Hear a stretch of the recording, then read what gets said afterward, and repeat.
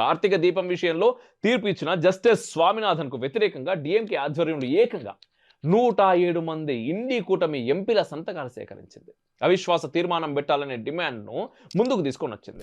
కాంగ్రెస్ సహా మన దేశంలో హిందూ వ్యతిరేక పార్టీలకు న్యాయ వ్యవస్థను ధిక్కరించడం కొత్తేం కాదు.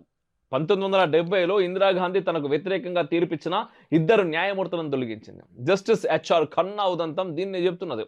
1973లో ఇందిరాగాంధీ ప్రభుత్వం 3 సీనియర్ జడ్జిలను కాదని ఏఎన్ రేణు చీఫ్ జస్టిస్గా నియమించింది.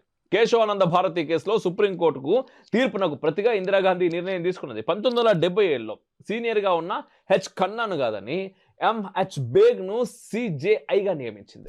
ఇందుకు ప్రధాన కారణం ఎమర్జెన్సీ మీద హెచ్ఆర్ ఖన్నా ఇచ్చిన జబల్పూర్ కేసు తీర్పు కారణం అని చెప్తా ఉంటారు. ఇందిరాగాంధీ సలహాదారు మోహన కుమార మంగళం ఓ సిద్ధాంతాన్ని తయారు చేసినది ఏంటంటే, ప్రభుత్వాల ప్రతి నిర్ణయాన్ని జడ్జీలు ఖచ్చితంగా ఆమోదించి తీరాలని. ఈ సూత్రం కారణంగానే భారత న్యాయ వ్యవస్థను భ్రష్టు పట్టించారనే వాదనలు కూడా ఉన్నాయి.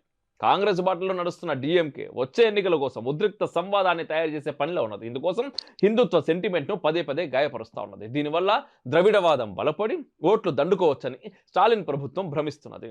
ప్రస్తుతానికి 300 మీటర్ల దూరంలో ఉన్న ఈ దర్గా అండ్ మసీదు ఈ దేవాలయం కాబట్టి దేవాలయంలో కార్తీక దీపం పెట్టొద్దు అంటున్నారు. వేరే ప్లేస్కి పోదాం. 100 మీటర్ల దూరంలో ఉన్నది అనుకోర్రి, గుడిని బంద్ చేసుకోర్రి, దర్గా ఉన్నది, అక్కడ శాంతి భద్రతలు విభిన్నమవుతాయి భిన్నమవుతాయి అని చెప్పేసి ముచ్చట్లు పెట్టి ప్రభుత్వాలు ఏది చేసినా ఏకంగా కోట్ల మాటలే వింటలేవంటే ఎటువంటి ప్రజాస్వామ్యంలో ఉన్నాం, ఎటువంటి సెక్యులరిజం మనం పాటిస్తూ ఉన్నాం. ఇప్పుడు